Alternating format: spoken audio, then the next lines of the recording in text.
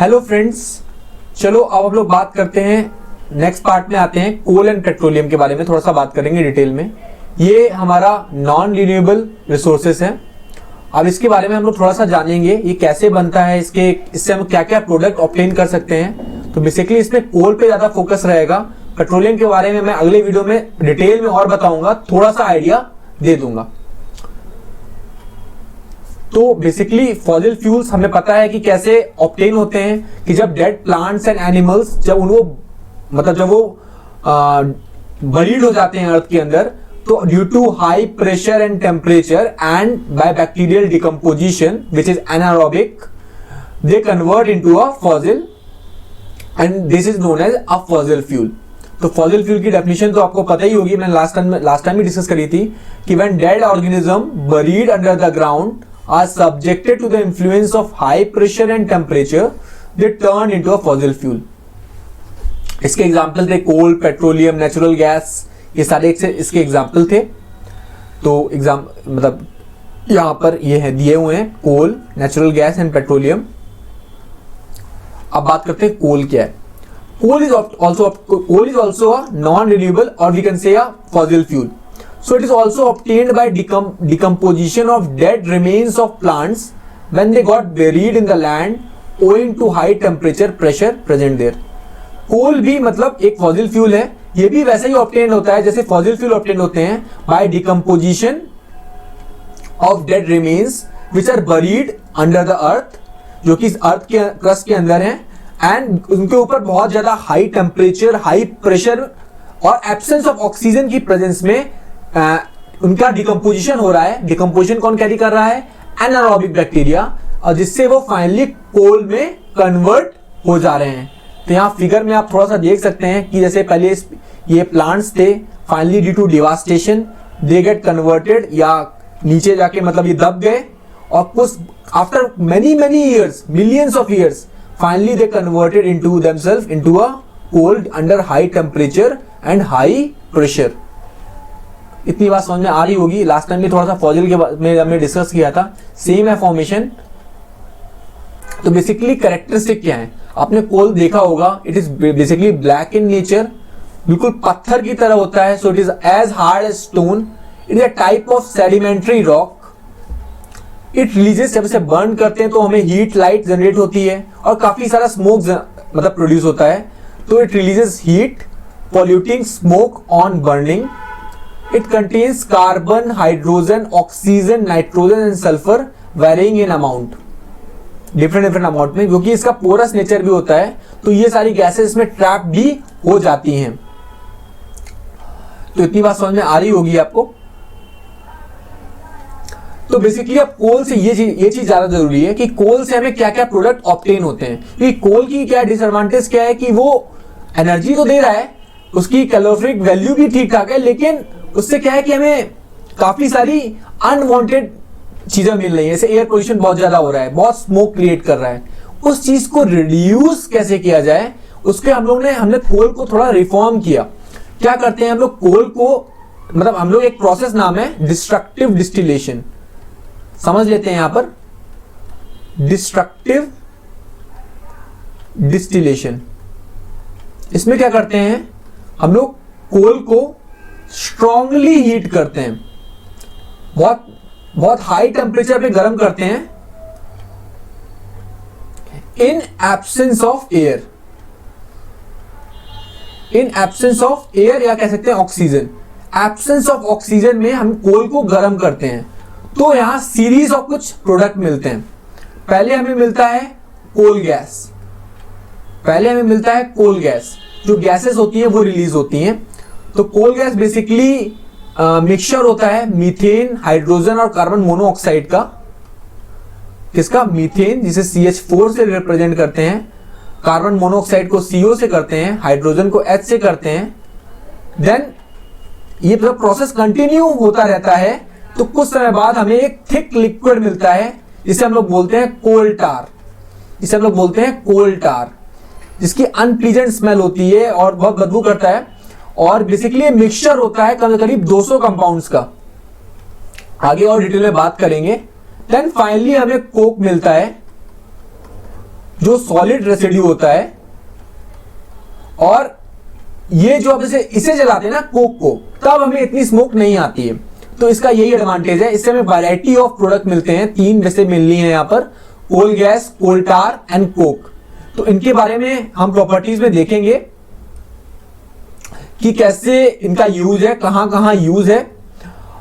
Basically ये जो सारे प्रोडक्ट हैं, ये सारे इंडस्ट्रियल प्रोडक्ट हैं, ये सारे इंडस्ट्रीज में खूब अभी भी यूज होते हैं, क्योंकि ये चीप हैं in comparison to renewable sources. भले इजीली अवेलेबल है, लेकिन टेक्नोलॉजी जो इन्वॉल्व है, जो मेंटेनेंस इन्वॉल्व है, जो अभी वो खर्चा काफी ज्यादा है, इसलिए इनका यूज अभी भी जारी है। तो अभी समझते हैं एक बारी बारी से। पहले कोक की बात कर लेते हैं। जो कोक होता है, मैंने आप बताया सबसे आखिरी में मिलता है। कोल को जब हम लोग डिस्ट्रक्टिव डिस्टिलेशन से बर्न करते हैं तो ये सॉलिड होता है और इसमें कई सारे पोर्स होते हैं। So it is porous in nature, black in colour, almost pure form of carbon, क्योंकि काफी रिफाइनिंग हुई है। मतलब सबसे पहले कोल गैस निकली, फिर कोल टार निकला, देन फाइनली जो रेसिड्यू निकल के आया दैट इज कोक। तो almost pure form of carbon, use in manufacture of steel, मतलब वहां पर ये फ्यूल की तरह यूज होता है, और कभी कभी रिड्यूसिंग एजेंट की तरह भी यूज होता है, जैसे आयरन की ओर के लिए या जिंक के मेटल को ऑब्टेन करने के लिए। आपको पता होगा जो मेटल्स हैं, थोड़ा सा समझ लेते हैं कि जो मेटल्स हैं वो अपनी ओर से मिलते हैं। ओर में वो एक तरह से कंपाउंड के फॉर्म में रहते हैं। क्योंकि वो कंपाउंड के फॉर्म में रहते हैं, तो उन कंपाउंड से मेटल को बाहर निकालने के लिए एक रिड्यूसिंग एजेंट की जरूरत पड़ेगी। ये थोड़ा हाई लेवल की चीज है, आपके 9th या 10th में आएगी, लेकिन अभी थोड़ा सा आइडिया ले सकते हैं कि रिड्यूसिंग एजेंट की जरूरत पड़ेगी। तो कोक जो है यहां पर रिड्यूसिंग एजेंट की तरह काम करता है, और वहां वो मेटल को उसकी ओर से एक्सट्रैक्ट कर लेता है। तो बेसिकली इसका जो रोल आता है वो आयरन की ओर से हम लोग Fe से रिप्रेजेंट करते हैं, और जिंक में काफी ज्यादा होता है। आयरन और जिंक में काफी ज्यादा होता है। तो use in the manufacturing of steel, use in the extraction of metals. Next बात करें कोल टार की। कोल टार बेसिकली देखिए, पहले जब हमने कोल को बर्न किया था तो पहले कोल गैस निकली थी जो कि गैस फॉर्म में थी। कोल टार था लिक्विड फॉर्म में था, थिक ब्लैक कलर लिक्विड। तो वही बताया गया है, it is a black thick liquid with unpleasant order. Basically जो ये लिक्विड होता है, ये मिक्सचर होता है करीब 200 कंपाउंड्स का, जैसे बेंजीन हुआ, टोल्यून हुआ, एंथ्रासीन हुआ, नेप्थलीन हुआ। नाम याद कर लीजिए, हायर स्टडीज में 11th 12th में आप इनके बारे में डिटेल में पढ़ेंगे। तो इन सब का मिक्सचर होता है, और इन सब के इन प्रोडक्ट्स को हम लोग बाद में सेग्रीगेट कर लेते हैं, किससे? फ्रैक्शनल डिस्टिलेशन से। तो जब इनको फर्दर मतलब सेपरेट आउट कर लेते हैं, तो उन प्रोडक्ट्स का यूज करके हम इनको डाइज में बनाने में यूज कर सकते हैं, ड्रग्स में यूज होता है, एक्सप्लोजिव्स बनाने में यूज होता है, परफ्यूम्स में यूज होते हैं। तो इस तरह से कोल टार का वैरायटी ऑफ मतलब एप्लीकेशन है। क्यों? क्योंकि कोल टार के अंदर करीब 200 मतलब कंपाउंड्स होते हैं, लाइक बेंजीन, टोल्यूइन, और इन सबको हम सेपरेट कर ले इंडिविजुअल लेवल पे, तो इंडिविजुअली इनको हम लोग अलग अलग फील्ड में इसको यूज कर सकते हैं, लाइक डाइस हुआ, ड्रग्स हुआ, एक्सप्लोसिव हुआ, परफ्यूम्स हुआ। ऐसे कई सारी फील्ड्स हैं, और कई जगह ऐसी है जहां पर ये एक सोर्स रहता है कि मतलब रिएक्शन को इनिशिएट कराने का। तो ये इसका यूज है। नाउ थोड़ा सा इसके प्रोडक्ट्स और देख लेते हैं। डाइस को इस तरह से दिखती हैं, तो आपने इंक जो प्रिंटर में जो डाइस यूज होती है ना, उसको देख सकते हैं, या कभी फोटोकॉपी मशीन में फोटोकॉपी कराने जाएं तो वहां पर भी देख सकते हैं। एक्सप्लोजिव्स तो आप जानते होंगे, थोड़ा बहुत देखा ही होगा टीवी में आपने वगैरह में।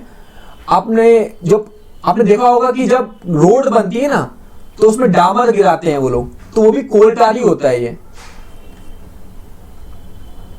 और इसका यूज सोप में भी होता है, परफ्यूम की मैंने बताया, परफ्यूम क्योंकि 200 के करीब कंपाउंड इसमें प्रेजेंट होते हैं लिक्विड फॉर्म में, तो उनको जब सेपरेट कर लेते हैं तो कुछ कंपाउंड्स को हम लोग सोप फील्ड में, ऐसे एसिड्स होते हैं बेसिकली, लार्ज फैटी एसिड्स होते हैं, उनको सोप में यूज करते हैं, और परफ्यूम्स में भी यूज होता है। तो इस तरह से इसका वाइड वैरायटी ऑफ यूसेज हो गया। इतनी बात समझ में आ रही होगी। चलिए अब कोल गैस की बात कर लेते हैं। जो कोल गैस जो पहले नंबर पे ऑब्टेन हुई थी, सबसे पहले जब कोल को हम गर्म करते हैं, हीट करते हैं एब्सेंस ऑफ ऑक्सीजन में, तो सबसे पहले कोल गैस ऑब्टेन होती है। ये बेसिकली मिक्सचर होता है मीथेन का, हाइड्रोजन का और कार्बन मोनोऑक्साइड का। ये मैंने आपको बताया था, मीथेन का CH4 मीथेन होती है, हाइड्रोजन को H2 से रिप्रेजेंट करते हैं और CO होता है हमारा कार्बन मोनोऑक्साइड। तो ये obtain from coal, used as a source of heat and use in industries as a fuel. Industries में इसका अभी भी यूज होता है as a fuel. As a fuel मतलब एज अ एनर्जी सप्लायर। इसको गर्म करेंगे, हीट करेंगे, ऑटोमेटिकली ये बर्न होगा और हीट लिबरेट होगी। तो यहां एक एक्टिविटी है, इसे थोड़ा सा करिएगा।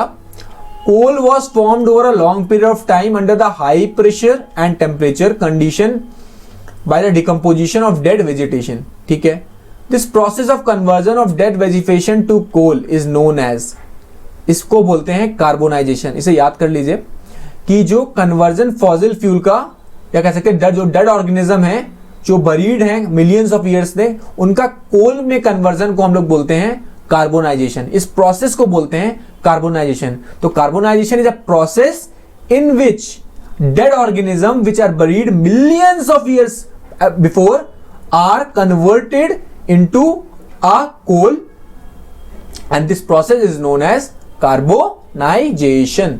तो इसे डेफिनेशन के तौर पे बना लीजिएगा, मैंने क्वेश्चन के फॉर्मेट में दिया था। नेक्स्ट क्वेश्चन है, a substance X is obtained from an exhaustible natural resource. It is black thick liquid with an unpleasant smell. It is a mixture of 175 to 200 substances. Some of the products such as synthetic dyes, plastic paints, explosives, perfumes are obtained from this source.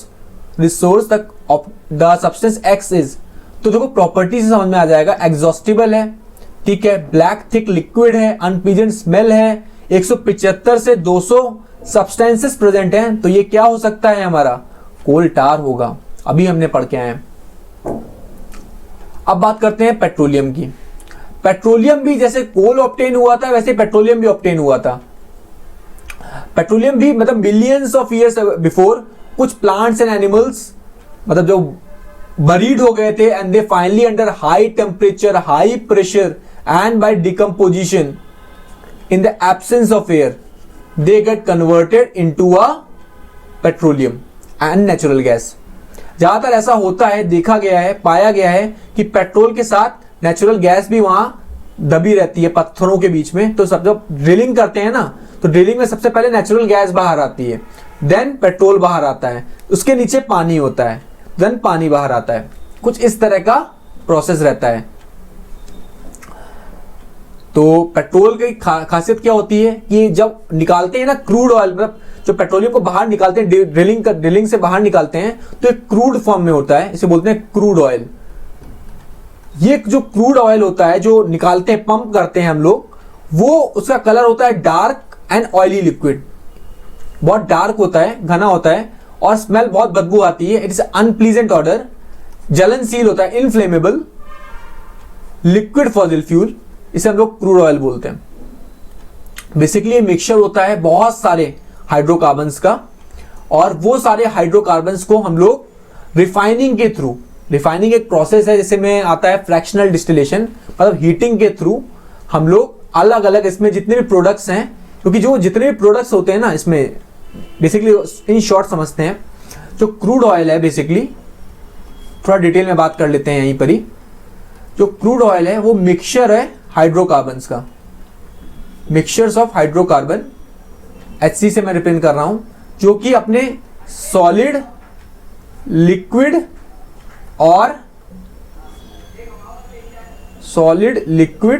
और gas state में रहते हैं। तो जब इनको हम लोग refine करते हैं, मतलब हीट करते हैं फ्रैक्शनल डिस्टिलेशन के थ्रू। फ्रैक्शनल डिस्टिलेशन एक टेक्निक है जिसमें हम टेम्परेचर को स्लोली रेज करते हैं। तो जब जिसका बॉइलिंग पॉइंट सबसे कम होगा वो सबसे पहले बाहर आ जाएगा, जिसका उसके कम होगा, उससे ज्यादा होगा, उसके बाद आएगा, फिर उसके बाद। तो इस तरह से सेपरेशन होना चालू हो देता है। तो फ्रैक्शनल डिस्टिलेशन से हमें जब क्रूड ऑयल का करते हैं तो डिफरेंट वैरायटी ऑफ प्रोडक्ट्स मिलते हैं, जैसे पेट्रोल हुआ, डीजल हुआ, LPG हुआ, ये सारे प्रोडक्ट्स हैं हमें पेट्रोलियम से मिलते हैं। कैरोसिन हुआ, ये सारे प्रोडक्ट्स हमें क्रूड ऑयल से मिलते हैं by process known as fractional distillation या रिफाइनिंग। तो यहाँ एक एक्टिविटी है, inside the earth deposits of not only water but also oil and gas are found. The order in which the given substance will be found if a tunnel is drilled into the earth. जब hole करेंगे तो अगर gas, oil और water है तो सबसे पहले क्या बाहर आएगा? तो उसे लॉजिक से भी समझ सकते हैं। गैस जो है वो हल्की होती है पानी से, तो गैस सबसे पहले बाहर आएगी, और ऑयल से भी हल्की होती है, इसीलिए तो वो हवा में रहती है। दूसरी बात आप देखेंगे ऑयल और वाटर में क्या होगा, देखो ऑयल जो होता है वो हल्का होता है, उसकी डेंसिटी कम होती है। तो आप जब भी आप घर में एक्सपेरिमेंट भी कर सकते हैं, तेल को पानी में डालिएगा थोड़ा सा, तो आप देखेंगे कुछ समय बाद जो तेल है वो ऊपर आ जाता है। तो उस तरह से समझ सकते हैं, लॉजिक से भी दे सकते हैं आंसर इसका, कि पहले ऊपर गैस होगी, बाहर आएगी, जो सबसे ऊपर होगी सबसे पहले बाहर आएगी, देन ऑयल बाहर आएगा, देन वाटर बाहर आएगा। इतना बात समझ में आ रहा होगा आपको, लॉजिक से ही बता सकते हैं। और मैंने आपको बताया भी था कि जब जब क्रूड ऑयल निकलता है तो जनरली ऐसा देखा गया है कि पहले उसमें से नेचुरल गैस बाहर आती है, देन क्रूड ऑयल बाहर आता है, देन वाटर बाहर आता है उस जगह से। इतनी बात समझ में आ रही होगी। नेक्स्ट आगे बढ़ते हैं। देखिए यहाँ कुछ चीजें दी गई हैं, जॉन ने कुछ लिस्ट करे हैं, various factor that lead to the formation of petroleum. He makes the following list. Petroleum is found under the earth crust between the layers of rocks, ठीक है। It is formed from the remains of marine organism, ठीक है। High temperature and low pressure नहीं होगा, high pressure leads to the formation. चाहे coal हो, चाहे petroleum हो, चाहे नेचुरल गैस हो, हर जगह high temperature, high pressure, in absence of air, under anaerobic bacterial decomposition. ये तीन चीजें याद रखिएगा, high temperature, high pressure, absence of air, anaerobic bacterial decomposition. ये चार चीजों की वजह से जो डेड प्लांट एंड ऑर्गेनिज्म है वो या तो कोल में कन्वर्ट होते हैं, या वो पेट्रोलियम में कन्वर्ट होते हैं, या वो नेचुरल गैसेस में कन्वर्ट होते हैं। तो कौन सा स्टेटमेंट इनकरेक्ट है? तो answer will be D, third and fourth. Oil gets collected beneath the water. Oil कभी नीचे नहीं रहता क्योंकि ऑयल हल्का होता है, तो हमेशा पानी के ऊपर रहेगा। तो इतनी बात समझ में आ गई होगी, कोल के बारे में आपने सीख लिया होगा। आई होप आपको थोड़ा बहुत समझ में भी आया होगा। तो होपफुली तो अगले लेक्चर में हम लोग बात करेंगे पेट्रोलियम के बारे में। थोड़ा सा रिवाइज कर लीजिएगा, नोट्स बना लीजिएगा।